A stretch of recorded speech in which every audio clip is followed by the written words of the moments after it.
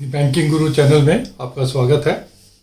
आज हम अपनी इस वीडियो में बंधन बैंक के Q4 के रिजल्ट्स एनालाइज कर रहे हैं।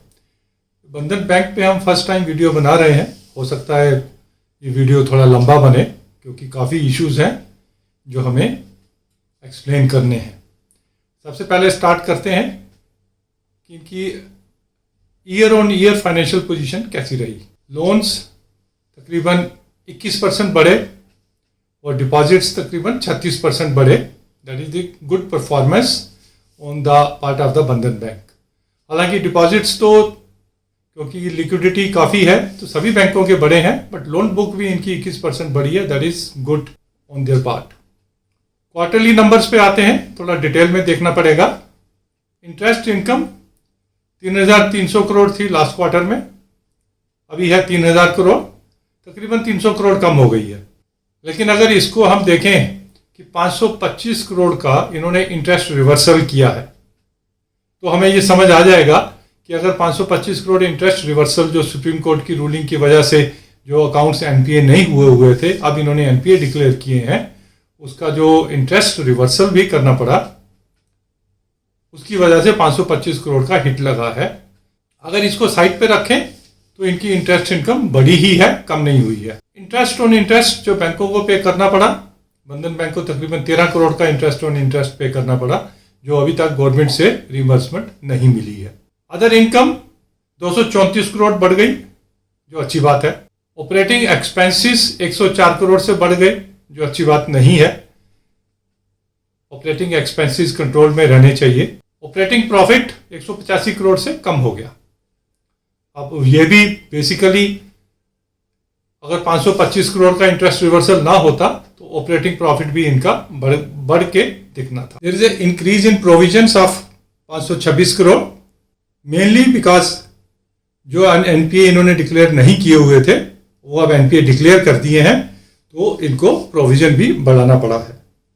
उसकी वजह से नेट प्रॉफिट 530 करोड़ से कम होके सिर्फ 103 करोड़ रह गया है। बट अगर हम देखें कि 526 करोड़ की प्रोविजन बढ़ा दी और इंटरेस्ट रिवर्सल 525 करोड़ का कर दिया, अगर ये दोनों आइटम ना होते तो इनका नेट प्रॉफिट तकरीबन 1,000 करोड़ से और बढ़ के आता। दैट इनडायरेक्टली मीन्स कि इनकी ऑपरेशंस तो अच्छी हैं, लेकिन प्रोविजंस की वजह से, इंटरेस्ट रिवर्सल की वजह से इनका प्रॉफिट बहुत कम हुआ है। बट हम आगे देखेंगे कि क्या इन्होंने सफिशिएंट प्रोविजंस भी की हैं या अभी उसमें और स्कोप है, जब हम एनपीए डिस्कस करेंगे। अब इन्होंने जो एनपीए होल्ड किए हुए थे वो तकरीबन 4,900 करोड़ के एनपीए इस क्वार्टर में इनको डिक्लेयर करने पड़े। 860 करोड़ से 5,700 करोड़ के एनपीए हो गए। परसेंटेज वाइज 1.1% से बढ़ के 6.8%। हालांकि इन्होंने जो प्रोविजनल परफॉर्मा एनपीए जो दिए हुए थे वो 7.1% के दिए हुए थे। अगर उस एंगल से देखें तो उससे थोड़े कम है, लेकिन कंसर्न जो है वो हमारा ग्रॉस एनपीए नहीं है नेट एनपीए, क्योंकि नेट एनपीए इनका कम हुआ है 2,660 करोड़ से। 201 करोड़ पहले था, अब 2,861 करोड़ हो गया। नेट एनपीए 2.4% से 3.5% हो गया। बट प्रॉब्लम लाइज कि 5,800 के ग्रॉस एनपीए, 2,800 के नेट एनपीए, दैट मीन्स इनकी प्रोविजन कवरेज रेशो तकरीबन 50% है। जो पहले इनकी 66% हुआ करती थी वो कम होकर 50% रह गई। वेराज अदर प्रूडेंट बैंक्स 80%, 90%, जैसे हमने पहले बताया था, एचडीएफसी ने 150% प्रोवाइड फॉर किया हुआ है। यस बैंक ने तकरीबन 79% प्रोवाइड फॉर कर दिया, इन्होंने सिर्फ 50% प्रोवाइड फॉर किया है।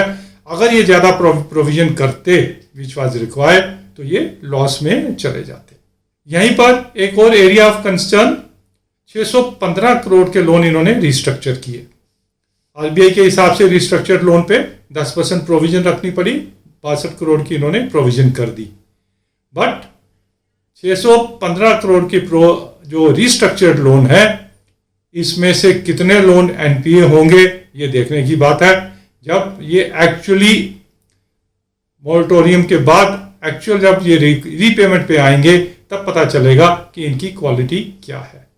सब मिला के इनकी नेट इंटरेस्ट इनकम कम हो गई तकरीबन 15% से 2071 करोड़ से कम होके 1757 करोड़ रह गई। Another area of concern 1930 crore के इन्होंने अकाउंट्स लोन्स राइट ऑफ कर दिए ड्यूरिंग द क्वार्टर।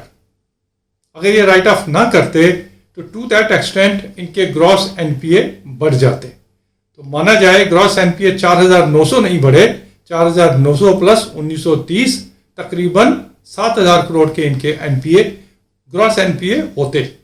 अब इस बैंक का एक और एरिया ऑफ कंसर्न है जो अभी तक अच्छे वक्त में अच्छे टाइम में इनकी स्ट्रेंथ थी, that is the micro finance, क्योंकि it was a micro finance company which has been converted into the bank.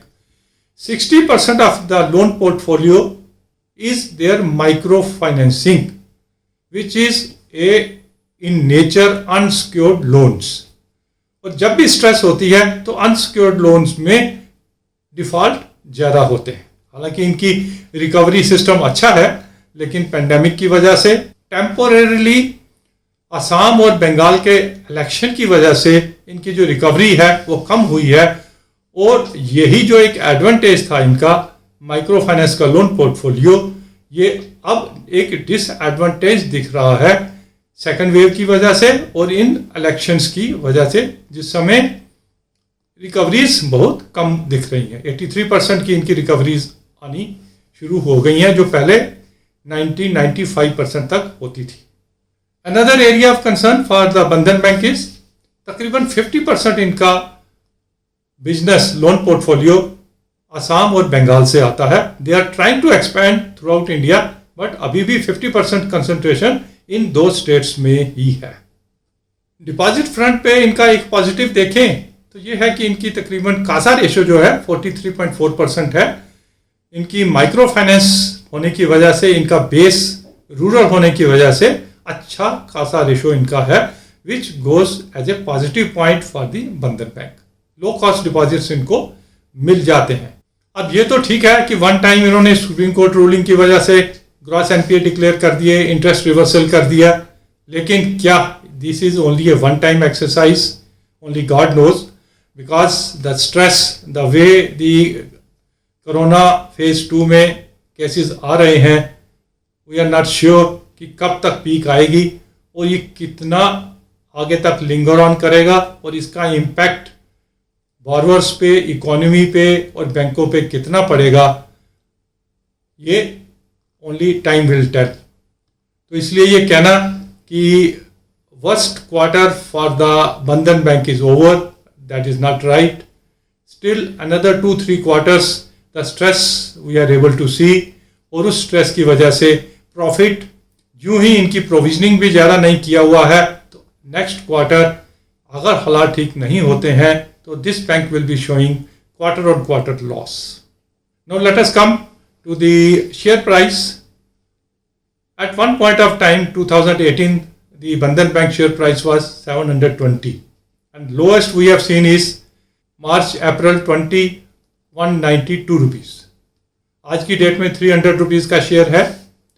Definitely in results को देख के there will be a correction, but major concerns still remains इनका microfinance, recoveries in the microfinance portfolio, their concentration in Assam and Bengal. Though on deposit fronts they are doing good, but at the portfolio level, the quality of their portfolio is getting under stress, और वो stress अभी और आनी बाकी है। और इन्हें जो already declared results, already declared NPS भी हैं, उसमें भी फुली प्रोवाइड करना अभी बाकी है। इन सब को देखते हुए किसी भी सूरत में क्वार्टरली रिजल्ट्स अच्छे नहीं हैं और आगे 1 या 2 क्वार्टर भी अच्छा नहीं है, तो for the time being it is good for us अगर हम इस बैंक को एग्जिट करें।